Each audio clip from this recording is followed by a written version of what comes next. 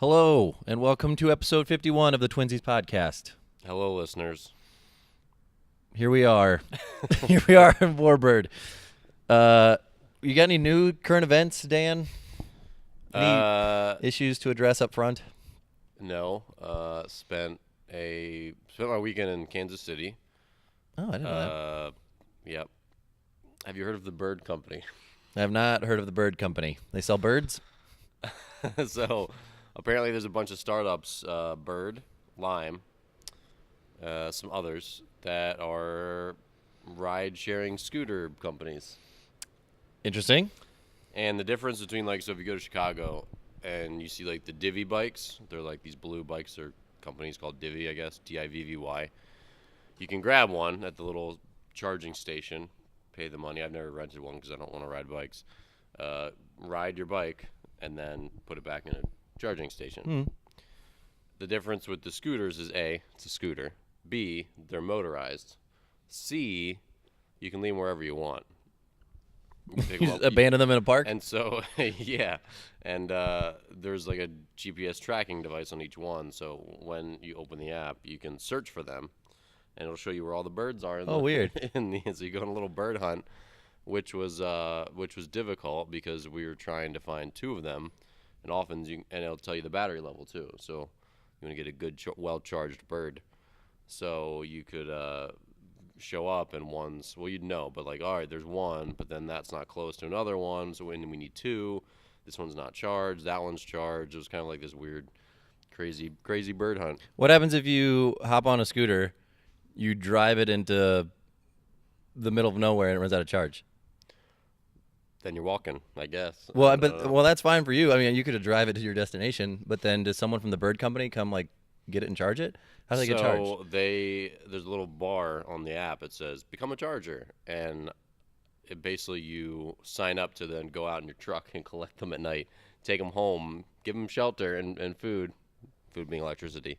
And then you take them back out at 6 a.m. and you put them in a little spot that they let you know these are kind of the hubs around each city where you should leave them in the morning. Is this a sustainable system? It's working so far, or? Bird is the biggest one. They have $400 million in venture capital. So I don't know I don't know if that means they're.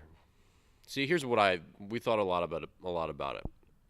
Number one, it says you're supposed to wear a helmet. You're supposed to ride not on the sidewalk, so either in traffic or in the bike lane if there's a bike lane. So in Kansas City, there's a bike lane sporadically, and Kansas City is a relatively quieter metropolis compared to others, where sidewalks are kind of wider, definitely less congested, and like I said, there's bike lane, so it wasn't that big of a deal. Obviously, no one wears helmets wearing them. People are zipping around the city with them.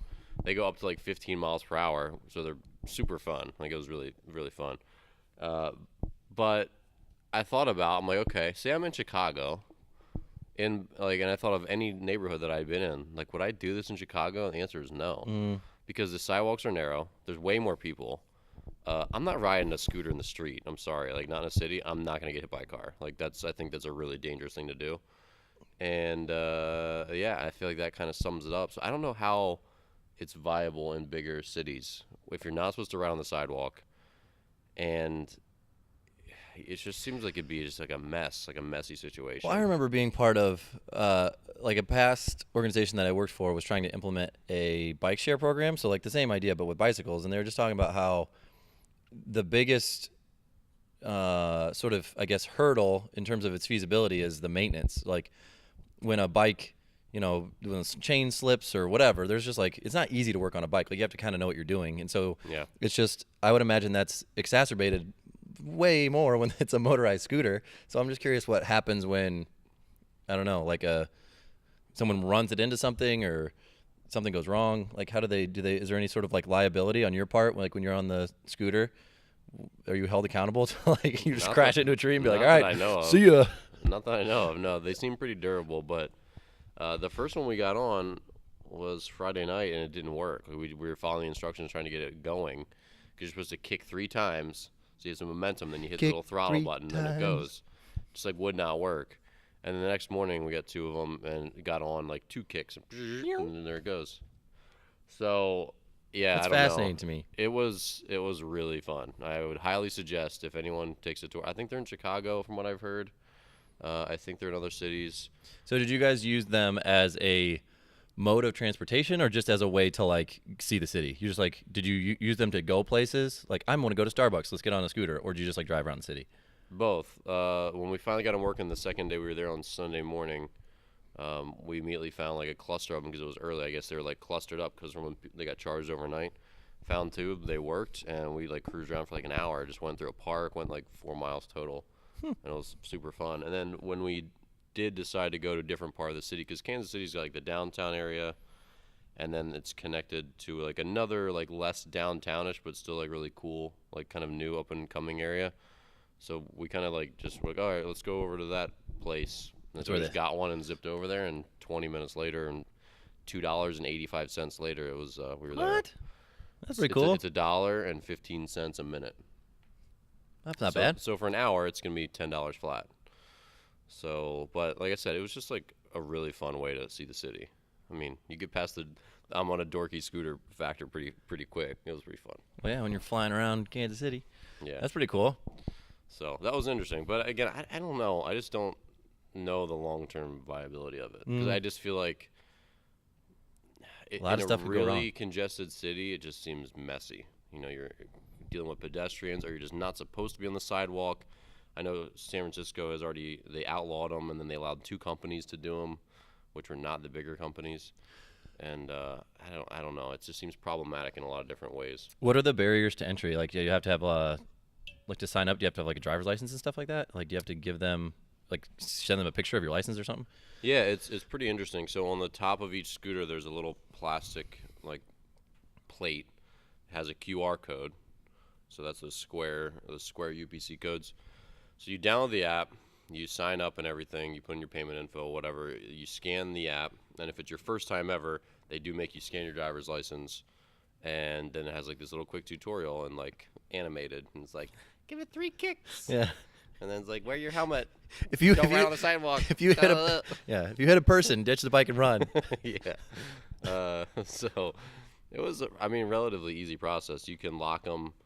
So that like keeps it there so if you go into a coffee shop and you're gonna sit there for 15 minutes, you can leave it outside and lock it. No one will come steal your scooter. So if they try to steal it, just go beep beep beep. It's obnoxious, and they can't see it on GPS, so they wouldn't like know it's there if they were like looking for it. Oh, there you go. But it still charges you 15 cents a minute while you're sitting there drinking your coffee, which, if it's 10 minutes, $1.50, it's not that big of a deal because they can be pretty tough to find depending on the time of day. If it's like a Saturday and everyone's trying to zip around the city in their birds. This is fascinating to me. Like the guy who runs Bird Company, they're just like sitting in his apartment. He has like his hands off now. If all the chargers are like picking up all the bikes at night, like that's nuts. Well, I read an article about that, and this person was talking about their experience being a bird charger. I'm sure it's a nightmare. They said it was literally a nightmare. That because of some of like the loopholes in like the system, like basically you I can't remember all the details, but you got paid more if a bird had been out of service for longer. So if you picked up one that was damaged or that's in the hadn't been Mojave charged, Desert. Yeah, or hadn't been charged in like 2 days, like the bounty on it went from, so the base bounty was like $5. So if you pick up any random one that's normal, $5 to charge it and put it back out in the morning. One a dead or alive. But if you get one, you get a real sought after one, it could be up to $20. But apparently people were like grabbing them and like throwing them back in their truck and driving around without like tagging them like once they get them, and that like sort of like jacked up the fee for them that they got the bounty. And a lot of them were like decoys. They were saying that they just you show up and they weren't actually ready to be like taken in charge. I don't know. It was a long article and I spaced on a little bit, but basically it just sounded exhausting going out at like after 9 p.m. because they shut off at like 9 typically because they want people riding them at night. So like they stop working at 9, and so then you got to go round them up, and then you got to have them out to get paid for them before 6, I think, or at 6. So it just sounded like a nightmare. Yeah, just running around to grab a bunch of these things, and this person documented their pay, and it was like day 1 picked up 4 birds, got paid $5. Day 2, found one, got paid $0. Gross. It's just like, ugh. Is there a name for like this movement of like Uber and like Uber Eats and this thing? And then like my friend was a dog walker for a while, where there's an app that if you have a dog and you live in a city, you can sign up for this app where someone will come to your apartment and like get your dog while you're away and walk your dog for you.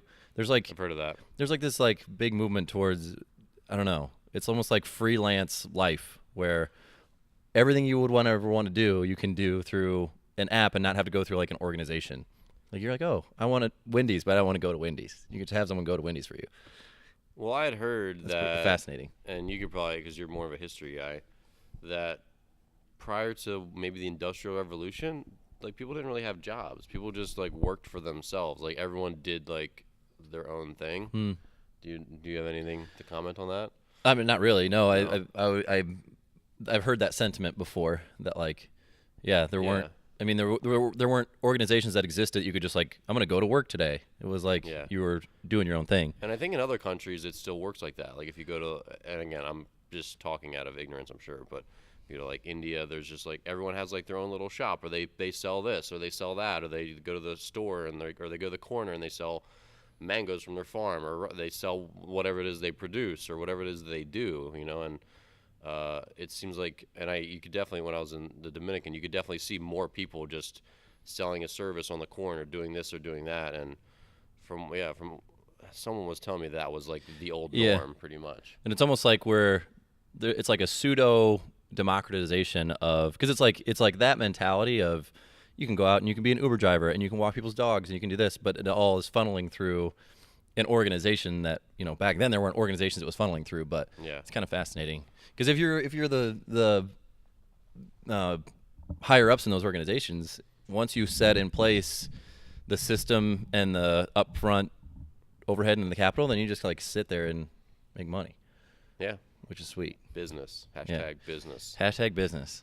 Yeah. Fascinating. Okay. Well, today, Dan, I wanted to talk about a couple things. One being sort of like common failures in programming, whether it be for like people in the general population writing programs for themselves, or athletes getting programs that aren't potentially up to snuff. So if they're going into like a trainer who doesn't really know either what they're doing or doesn't know how to program for athletes, and then sort of like actual in the gym problems. So like common issues we see with common exercises, or like, you know, the common mistakes they make in the gym. And what inspired this was I've been writing all of the programs for the Heartland teams.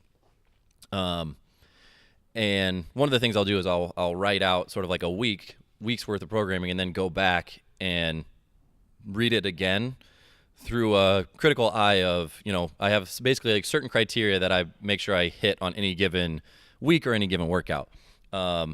And this kind of coincides with the class that I teach. We just got done kind of talking about exercise classification. So if there's an infinite number of exercises that neither you or I know all of the exercises, no one does. But if you have a loose understanding, if you have an understanding of movement and sort of the impetus of the movement and what muscles are getting worked, you kind of can categorize most exercises into, I would argue, probably 5 categories, being upper body pushes, upper body pulls, lower body pushes or quad dominant movements, lower body pulls or hamstring dominant movements, and then core. And in this, we were talking about planes of movement, and the predominant one being the sagittal plane, because I had all my students write like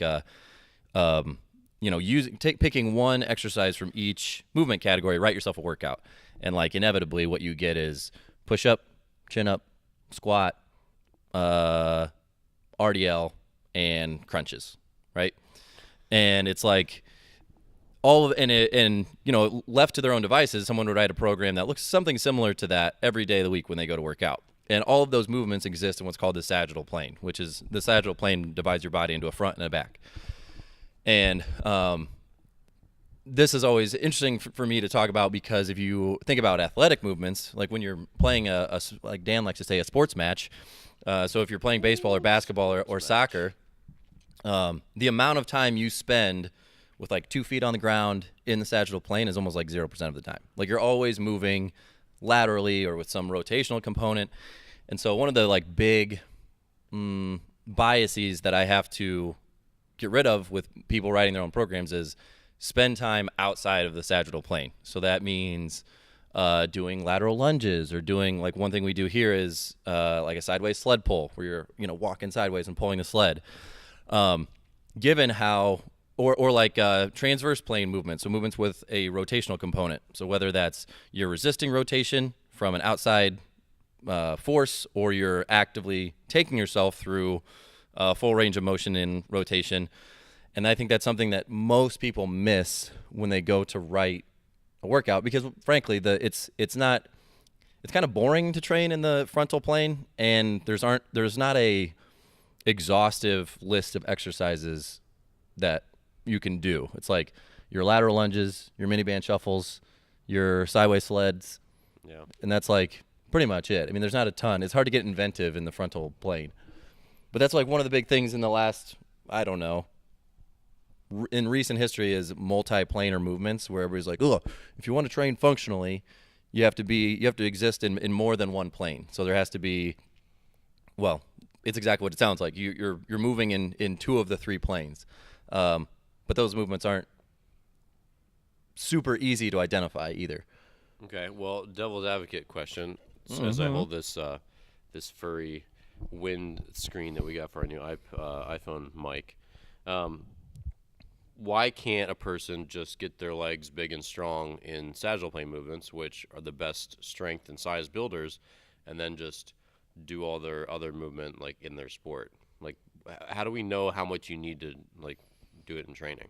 Yeah, and I think that's something that's hard to quantify, where it's like, oh, you need this amount of time spent training frontal plane. But I think it becomes kind of apparent when you get big and strong in the sagittal plane. So you spend a lot of time squatting and deadlifting. How the measure of how that translates to athletic movements would be, let's say you can squat 400 pounds, but you don't train at all in the frontal plane. And then we put you in something like something that tests your ability to change direction or develop lateral force. So maybe something like a 5-10-5 drill, a pro agility drill, or maybe like you could do like a lateral jump for distance, and seeing how well that strength translates. Because there's the same concept that exists in like a vertical jump, where let's say you have 2 people, one squat. Well, no, let's say you have 2 people who squat the same amount. How many people do you have? You have 2 people and they squat the same amount. So you have 2 people who squat 225 pounds, and then you test and they have they're identical twins, so they have the same standing reach, and then you test their jump touch, and one can jump. One has a 24-inch vertical and one has an 18-inch vertical. Then you go, okay, well, the person who has an 18-inch vertical clearly has an issue with developing force, so they can or developing force quickly, so they can squat a lot of weight, but they can't recruit that amount of strength in a short period of time. So that person needs to work on developing that force. I think something similar could be assessed, where you're going, all right, you have 2 people who have gotten big and strong in the sagittal plane by doing squats and RDLs and lunges, and then you test you develop some sort of metric for testing either change of direction or lateral agility. There's a bagajillion out there, but I think that's how you would find that. And I would argue, like, if you really want to cherry pick an example, if you had a CrossFitter and a world-class powerlifter, so I think it's going to become apparent that if you can be a world-class powerlifter, squat 1,000 pounds, and be weak in lateral force development if you're never training in like the frontal plane. Mm-hmm. So yeah, that's one of the things where I try to, on any given workout, just have representation in the frontal plane in some fashion. Clearly, there's nothing better for developing pure strength than like squats, RDLs, lunges. Those things will never go away, and their value will never go away. But as athletes, we also have to train, and this is also dictated by the time of year. Like, it's less, I think, less imperative when you're at the very, very beginning of your off season, so your early off season, that you're doing a lot of like explosive, like lateral movement stuff. Whereas once you're getting towards your late off season, where you're trying to be at your best athletically, that's where a lot of that stuff becomes more important. But I think it's always interesting to see people who are new to strength training or new to writing programs, just to see the lifts they come up with are almost always exclusively sagittal plane movements. Yeah, I would tend to agree. And then another one I would say is understanding the relationship between volume and intensity and them being inversely proportional. So one of my pet peeves is like, let's say you go to watch a practice, any practice of any sport, and they're doing sprints. So let's say they're doing 25-yard sprints. And the coach is like, all right, here we go. We're going to sprint. And then everybody sprints. And then they go, okay, run back to the line. And so everybody runs back to the line. And then they do another sprint, air quote. And then they run back to the line. That always bugs me because one of the like most basic principles to understand in strength training is the higher the intensity, by necessity, the lower the volume needs to be. So another way, let's say you have 20 minutes to do a sprint workout. You physically cannot, if you're truly doing sprints where you're actually, a sprint would be over 90% intensity or like in effort level, you can't then just be running back to the start. You have to have a longer rest to dictate, or your intensity level dictates your rest. So then all of a sudden, if you're getting done in a 20-minute workout with 40 sprints, your last 20 sprints aren't going to be sprints. They're going to be jogs. Yeah. But the same thing happens in lifting where, it seems like a common sense principle. But one of the things I always have to explain to new lifters is, let's say you have 2 days of squatting. You're doing goblet squat, and you have a day where you're doing 3 sets of 12, and you have a day where you're doing 4 sets of 6. And on your day of 3 sets of 12, you use a 40-pound dumbbell. And then on your day of 4 sets of 6, you use a 35-pound dumbbell. It doesn't make any sense, right? So the higher your reps are, the lower the weight. But as reps come down, as your volume goes down, your intensity can go up. That's what inversely proportional means. When one goes down, the other one is coming up. And so it's always interesting to see the weights that people choose on their, if they're doing like a higher volume day or lower volume day, the weights that people choose. When it's like, that's another one of my pet peeves, is you're using the same weight for your set of 12 as you are for your set of 6. And a lot of people just have to be taught that.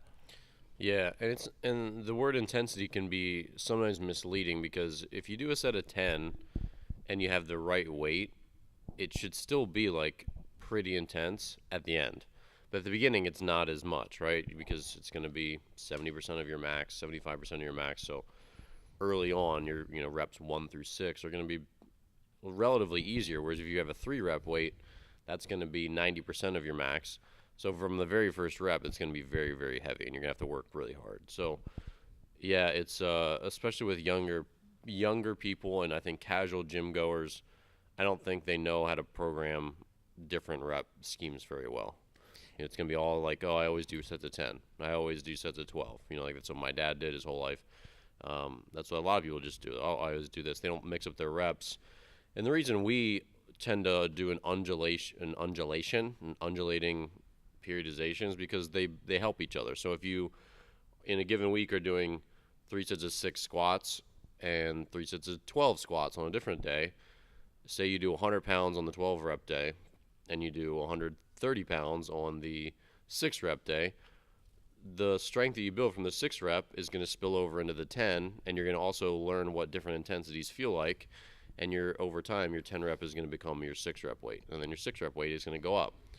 So we've seen that work a lot better than just doing multiple sets of 10 in 1 week and then periodizing based on month or based on season. Like, all right, we're only going to do sets of 10 or 12 for September, October, November, and then we're only going to do sets of between 4 and 6 for December and January, and then only sets of 2 and 3 in February, March, whatever.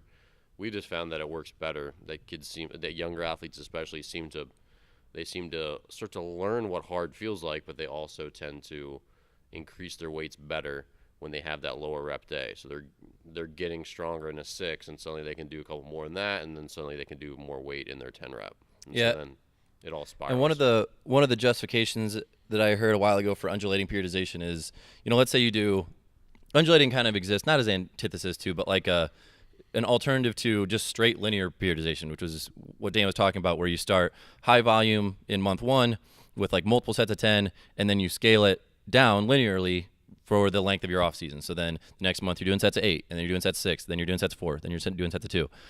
And the argument that I liked was, let's say, in the beginning you're trying to build size, then in the middle you build strength, and at the end you build power.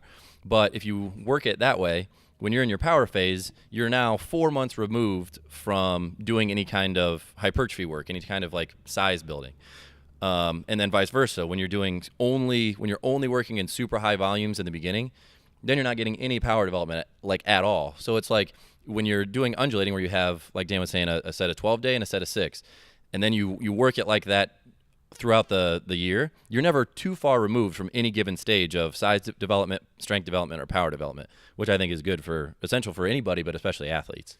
Yeah, and they blend over pretty well, because then even as you go into your strength or power phase, you could be doing 6 reps for one day and then sets of 2 reps on another day. So you're still getting like, and your body doesn't know what reps are. Your body just knows what mechanical tension is and all this other stuff. It knows stress. So it's still going to get some stress that will cause hypertrophy, or muscle growth gain in a 6 rep, in a 6 rep set. Whereas when you do sets of 2 and 3, it won't get as much, but you can still grow from that too. Everyone's also a little bit different. Like I tend to grow actually reasonably well. I've figured out later on in my lifting career, because from singles and doubles and triples, I didn't think they could have much of a hypertrophy effect, but for me they do. So it just depends on the person, and there's no right or wrong way to. Well, there is a wrong way to do it, but as far as like amongst the various right ways to do it, I mean, it kind of. Yeah, and that's on your population, the demographic that you work with, and all that stuff. Yeah, and I think that one of the things you'll hear that I think rings true is, even if you're doing a 5-rep set, you're going to get stronger, and if you're getting stronger, you're going to get bigger. Like that's just like that. It has to work that way. Another issue that I see, and I know there's visited by a massive dragonfly. There's a dragonfly. It's only a matter of time before it flies into one of our faces. But another common issue I see, and I used to talk about this specifically with overhead athletes, but I think you see it really just in all populations, and that is an over-representation of pressing to pulling. And so, like when you talk about overhead athletes, you're typically trying to pull them out of poor posture. So you're trying to get their shoulders. Good pun. Yeah. Oh, yeah. So you're trying to get their shoulders back. You're trying to get their chest up, just to help restore proper movement to their shoulder. And I've heard a lot of justifications for this, whether it's how much people sit, or the fact that people will refer to mirror muscles. Like when you look in a mirror, the muscles you see are your pecs, your biceps, your shoulders. You don't see your back, your rear delts, your triceps, your butt, your hamstrings. And so you tend to make a point all day. Yeah, the theory is that with those muscles being the most prevalent, you tend to give them the most attention.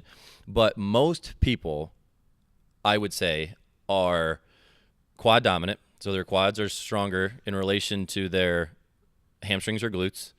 And they have poopy posture. So their shoulders are forward. And then if you go into the gym and you have poor posture and you have quad dominance, but then you're ripping without fail a bunch of squats, a bunch of bench, a bunch of dumbbell flies, a bunch of bicep curls, then you end up making the problem worse. And so what we program for our overhead athletes, our baseball, softball, and volleyball players, and really that I've been programming for pretty much everybody, is a 2-to-1 ratio of pulling stuff to pushing stuff, which is to say there always should be a presence of pressing in anybody's workout. But knowing that most people have poopy posture and weak little butts and weak hamstrings, there needs to be more done on their posterior chain, so all the muscles that run down the back of your body. There needs to be more work there than the front. And I've yet to ever see an athlete where I'm like, oh, that person's way too strong in their hamstrings and their butt and their back. Like that's just like not a thing. Mm-hmm. And a lot of power comes from the back half of your body. Like if you think about something like a vertical jump, you know, the major muscles involved. What's happening with our thing, Dan? Nothing. Oh, okay. The major muscles involved are your butt, your hamstrings, your quads, and your calves, with probably 60% of the power development coming from your glutes and your hamstrings. So it makes sense that if that's going to be the thing that's developing most of the power, that's what I should train the most. But yet, and again, hamstrings are another one of those things that's kind of tough to train. Like if you don't do a really clean RDL, then you're kind of limited to sliding leg curls, your pull throughs. Like it's hard to do a hip hinge really well, and hip hinges are probably the best movement for training hamstrings. And so it's just like one of those things I think people are like, it's hard. I'm not gonna do that. Yeah. But if more people could do like a clean RDL, I think it'd be really beneficial. And people also seem to like hold on to their unfounded beliefs or love of the classics. They're like, you're talking about getting glutes, lunges and squats, man. Those are the best too. It's like, nah, they're not. Like they're not. Right. But okay. Like people don't want to be told sometimes that squats and lunges aren't the best things and they're just like not the best things for a lot of things. Right. Well, and you just talk about one of the best glute developers being barbell hip thrust, and it's like no one wants to do a barbell hip thrust. No one wants to go to. They're stupid. They're stupid looking. They're stupid looking. They feel stupid. Right. What else? People stare at you. They're annoying. Yeah. They take a lot of setup. They're painful. Yeah. Especially if you're a female doing them, you'll be hawked by guys. It'll be very creepy. You'll not enjoy it. They're annoying. They're super annoying. Yeah, they're also annoying. On how annoying they are. But they're the best glute developer. So deal with it or don't. But yeah, people just, I don't know. A lot of people have like this emotional connection to lots of things. Like we don't think rationally on lots of subjects, but it's like, hey, I'm a Democrat, I'm a Republican, I'm a Christian, I'm a Muslim, I'm a hip thruster, or I love squats. Like blah, blah, blah. Like, we don't want to change with any evidence. We just want to know like that's what I've always done. That's what I'm comfortable doing. That's like what I like. And if you are new to lifting, one of the best things about barbell hip thrust is it's foolproof. Like it's very hard to do a barbell hip thrust wrong. Now you can fail to get all the way to hip extension. You can fail to keep your belly tight and maybe go into some like lumbar extension. But in reality, if you're putting weight on a bar and you're at least getting it off the ground, you're doing something. Whereas you can really mess up a squat and you can do more harm than good. And so, yeah, if I had my way, everybody would do way more hip thrusts than RDLs, but that's life. Yeah, I think people focus too much on exercises as like essential. So the deadlift is a good example. Like, oh, everyone needs to be deadlifting. Well, like deadlifts are great. And if you had maybe one exercise to do for the rest of your life in your prison cell or on your island, then maybe deadlift would be a great choice because it works your grip, it works your back to a significant degree, your hamstrings, your quads, your glutes, like your whole body. You're picking up a heavy weight off the ground.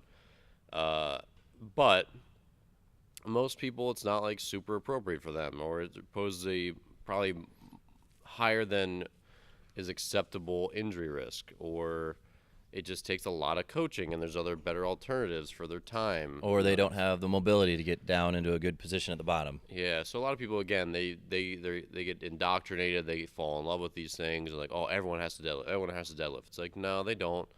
Exercises are just tools, and you choose the right tools that are the combination that you're looking for. So for us, safety is like the number one. That's why we really like things like RDLs and hip thrusts and sled pushes. I mean, hip thrusts are virtually uninjure yourselfable. Same thing with sled pushes. If your knees hurt, you can pull a sled backwards. They're very joint friendly. RDLs are very joint friendly. If you have any kind of knee pain, they can sometimes aggravate backs, as do any sort of deadlift variation. But you know, with all those, it's still just a tool. It's not something like, you know, imagine your favorite football star, your favorite baseball star could never deadlift again. Would he stop being like the player that he is? You know, your favorite tennis star, would she stop being the player that she is because she can't deadlift anymore? No. Her trainer would just find some alternatives. and life would go on. Like, it's not that big a deal. Like, it's just no exercise makes or breaks a person, but people love to get in these arguments, especially on the interwebs and the social medias and the Instagrams, and like, oh, you have to deadlift. And I mean, you see so many people showing off their deadlift with garbage form. And just like anything else, a lot of the injuries that you'll see don't come from that horrible rep where your back was round today, but they'll come from horrible rep numbers, 674 in 2 years. Like, it's still like subject to overuse and all those other little things where your discs are subject to a lot of forces when you do a poor deadlift or you squat with a round back or whatever. And all that stress on your discs over time is like, oh, suddenly I woke up and I slipped my disc, reaching over to touch my toes to tie my shoes. And I know that's that's such a freak incident. No, it's not a freak incident. It's that you sucked at deadlifting for all these years but insisted on doing them with bad form to like show off your PRs and all this other stuff. And there's a lot of trainers that I feel like are complacent, that are happy to show off a PR that's got ugly form. And I don't know. I just think it's very myopic. I know, like Stuart McGill has an analogy that basically every single human being has a odometer on their spine, and it's all of our spines are going to give out at 200,000 miles. But the better you are at maintaining spinal alignment, so not doing a crappy deadlift, that mileage ticker goes a little bit slower. Whereas if you're just ripping crappy deadlifts, that thing's just going, and you're going to hit your 200,000 miles before you should. So that when you're 50, you can't pick up your kids. Well, I guess you're not picking up kids at 50. 65, you're not picking up your grandkids. Yeah. So it's just like... Yeah, I mean, people talk about throwing out their back, and like I've obviously woken up some days, there's just like crippling like weird nerve pain. You're like, what's wrong? I slept on it wrong. Well, a lot of those things, they're accumulated from over time. And, no one blows out their Achilles tendon, for example, doing, and that's a more common injury than ever, thanks to CrossFit. No one blows out their Achilles tendon, but people are blowing out their Achilles tendon now because they're doing so many repetitive box jumps, up and down, up and down, up and down, stretching their Achilles just super fast under load. And then just one day it snaps. The same thing with your UCL. You can see my ligament here. Pitchers, like we know, if your kid throws 150 pitches today as a 14-year-old, he's probably not going to blow his elbow out today, but it increases his likelihood that he gets Tommy John or shoulder surgery when he's 18 because it catches up. That's like one little, you take a razor blade and you slice one little strand out of this big thick rope. You do one today, one tomorrow, one 2 weeks from now, and you keep nicking off these little strands, and then eventually they blow their arm out. So it wasn't that one incident. It wasn't that one PR you put on Instagram today, but it's going to catch up to you. I mean, we have a spinal fusion guy, Tom, works out in our facility. He had spinal fusion. I'm not saying that it was his fault, because I'm sure it wasn't, but he still kills it in the gym with us, but he's a major limitations, and he lives with that because of his fusion surgery, and we choose the right tools for the job for Tom. Like, he can't do most things that normal people do, but he can still do a ton of things. He still works his butt off in here. He's one of our most consistent people. He's here 3 days a week, has been for 4 straight years, like barely misses. And if he goes on vacation, he apologizes. So shout out to Tom. So if you have any excuses, just remember, Tom in his early 50s is killing it with 2 fused lumbar vertebra. So, it's just... people have the wrong mindset. Like, they fall in love with something. Oh, I can't reach my goals without deadlifts. I can't reach my goals without squats. You can reach your goals with anything. I mean, you can just figure out a way to do it because they're all just different tools, And if you are a carpenter and you leave your electric drill one day, I don't know where I'm going. You can always borrow an Amish guy's drill and just hand crank it, Like, that's a really stupid... but the tool thing is the way to think about exercises. None of them make or break you. Some are better than others, depending on what the goal is. But all of them have their place, and the goal is to find the proper place for them.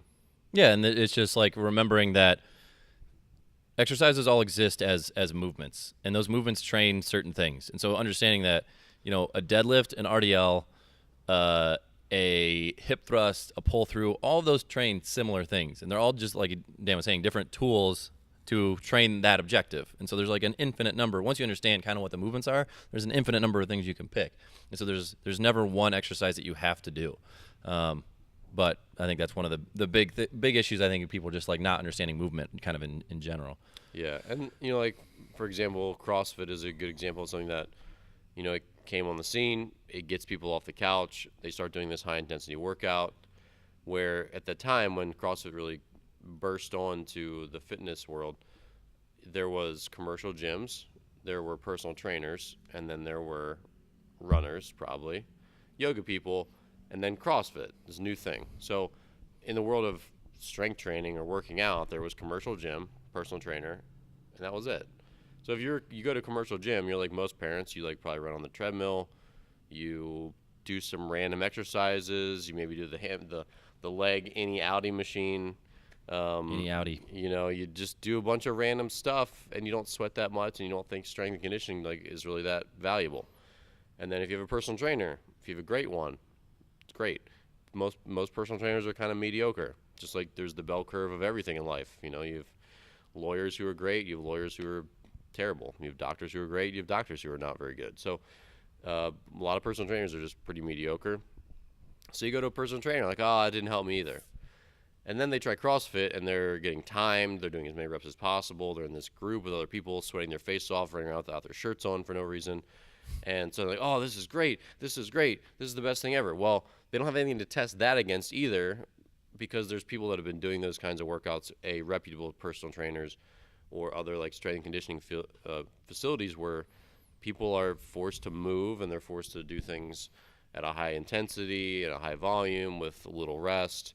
That's been done for a long time, but it was packaged in a certain way with a certain amount of exercises. So CrossFit, they use sort of like these 40 exercises or whatever, and they miss a lot of things. So when you talk about like CrossFit for athletes, like they don't do any rotator cuff stuff.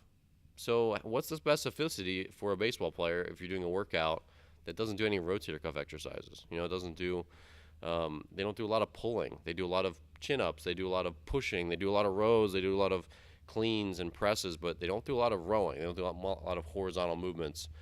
And again, not much specificity for athletes. They do tons of squatting and lunging, and they do a lot of deadlifting. They do a lot of deadlifting for time, very arguably unsafe.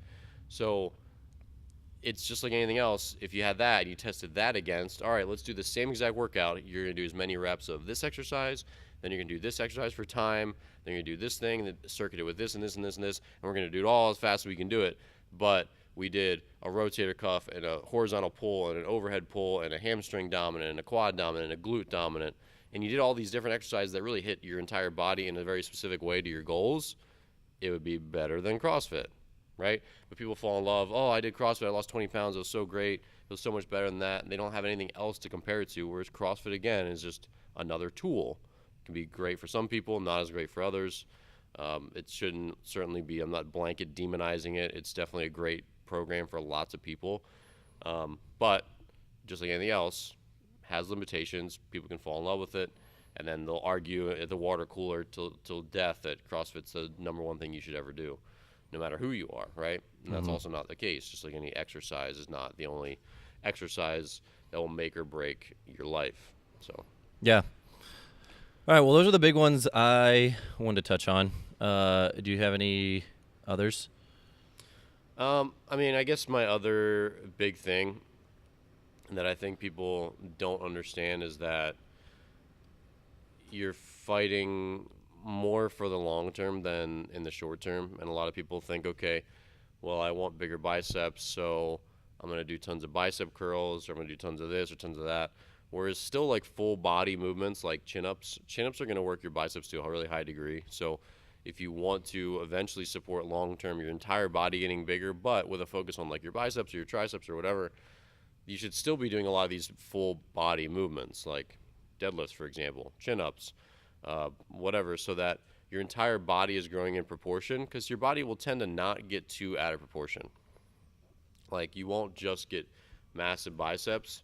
Like your body, it'll get to a point, and then your body like, everything else needs to kind of catch up. Obviously, there are some people you see in the bodybuilding world who have huge arms and whatever, but they still everything else is still relatively huge in proportion to it, right? So if you have a goal like, oh, I want to get 17-inch arms, then you need to do other stuff to support that.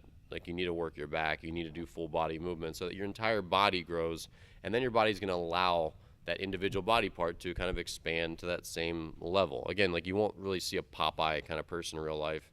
It's rare that you see someone with like some feature that's like crazy big in proportion to the rest of their body. So if you do want to slowly make long-term progress, even if you're like, I just really want to focus on my upper body, continue to do some full body lifts that like hit your legs, like squatting or deadlifting or Romanian deadlifts, whatever, so that you're getting your whole body to grow and get stronger, because that's going to still kind of like unlock the next level, I think, of your overall body's development. Yeah, and if you're I would guess a typical person works out, if you're doing legitimate strength training 3 days a week would be my guess. So if you're doing like a Monday, Wednesday, Friday thing,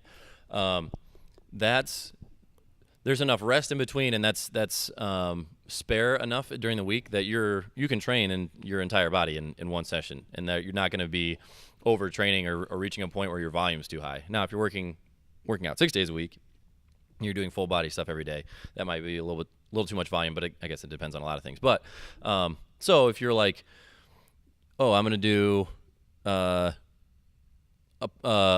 push up, a chin up, I'm going to do lunges, I'm going to do barbell hip thrust, and I'm going to do a core thing, and you're doing that every day, like that's a pretty solid start. Mm-hmm. All right, listener. Well, this was Twinsies, episode 51. Be sure to check up with us on social media at Warbird Academy, at Warbird Senators, and we got a lot going on out there, so check it out. Yeah. We'll see you next time. Peace.